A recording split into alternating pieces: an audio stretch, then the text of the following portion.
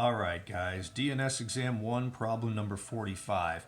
This is one that I assigned for you guys for first semester review, and we went over it at that point, and there was a question that popped up on it again, and that doesn't surprise me. This problem is a nightmare, one of the hardest ones in this entire batch right here. It's a limit question, or at least they've given you a limit equation here, and then based on that information right there, the question is, which of these following statements about G prime, G double prime, or G triple prime would have to be true? So the way we attacked this one was kind of a recognition issue right here. Notice that they're asking you for a limit as h is approaching 0.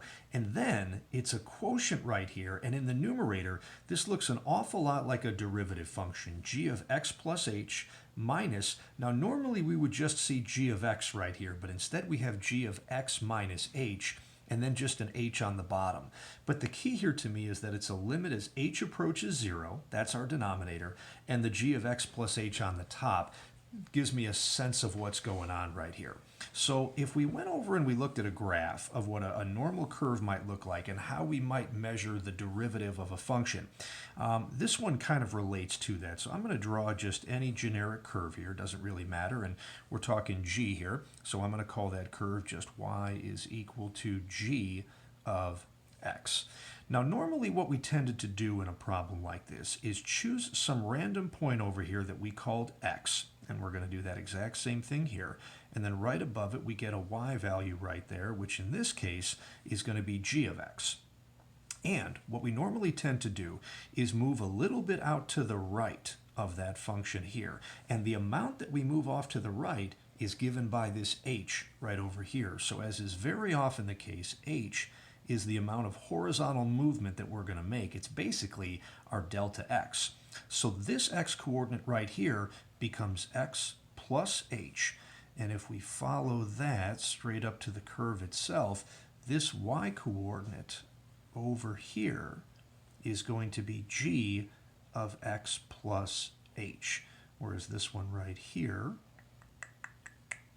like that, was going to be g of x. And what we would normally do in a case like this is take a look at these 2 points on the curve right here and draw the secant line that goes between them. And we would normally say that the slope of that secant would be change in y, so it would be g of x plus h minus g of x all over the change in x on the bottom, which would have been an x plus h minus x. The x's cancel and we just end up with an h. So that formula right there is the slope of the secant connecting these 2 points. And to make that secant become a tangent, what we would do then is simply apply a limit as h approaches 0 in front of that difference quotient right there. This second point then, as h shrinks down to 0, would slide closer and closer and closer to that first point right there. And our secant line would become more and more like a tangent. So this is really the definition of the derivative as we knew it back in chapter 3. However, some things change a little bit in this problem. Things seem to be setting up pretty well with the g of x plus h as the first term in the numerator and the h in the denominator and the limit as h approaches 0. But the big difference right here is the g of x minus h, not just the g of x, that's that second term in the numerator. So what is happening here is that in addition to pushing h units to the right of this original point, they are also moving backwards here.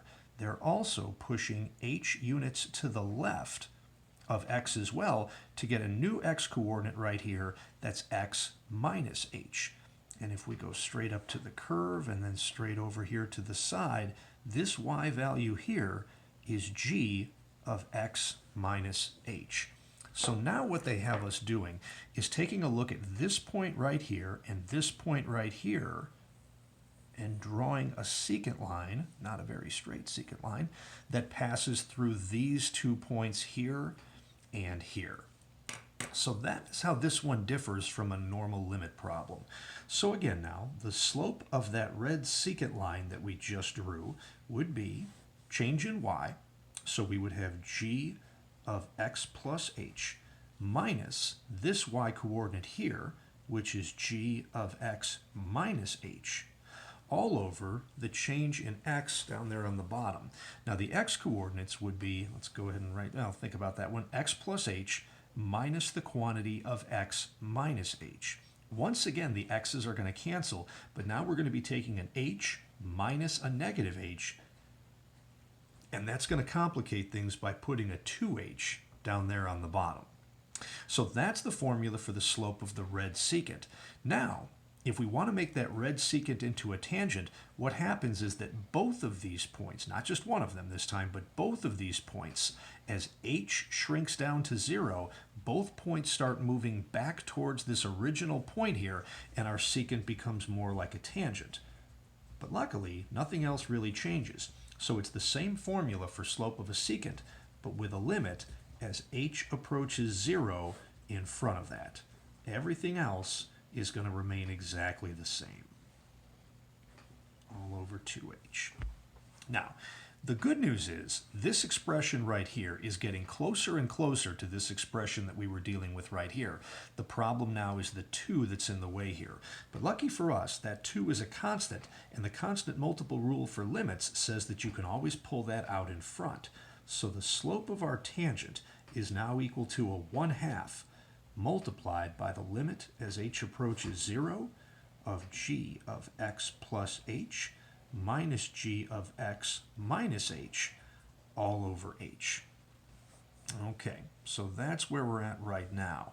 And in terms of what's going on with that, if we took a look right up here, this expression, minus the 1/2 right there, is equal to a 6 minus 4x. So what we can really do here is say that this whole expression right there is equal to, now again, without that 1/2 right there, we have the 6 minus 4x. So since we've multiplied a 1/2 on the left, I'm going to multiply a 1/2 on the right and put a 6 minus 4x there as well.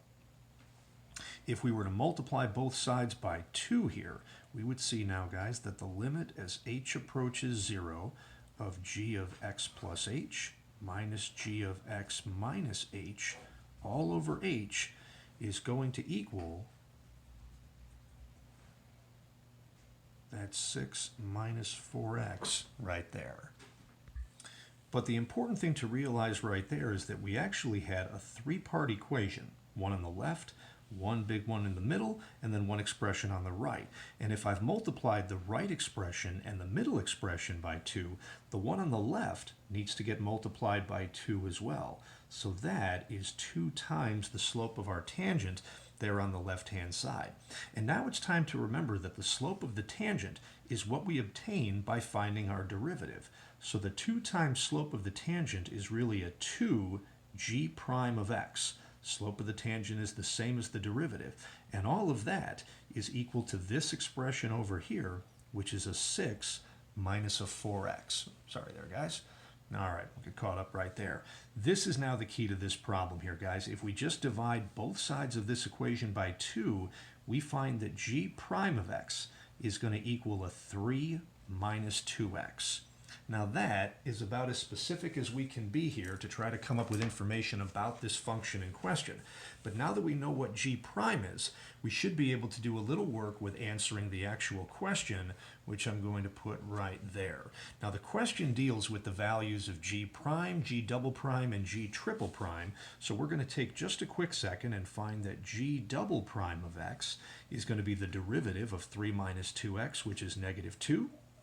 And that g triple prime of x is the derivative of negative 2, which is 0. So in looking at the 3 statements, the first one right here, g prime of 0 would equal 6.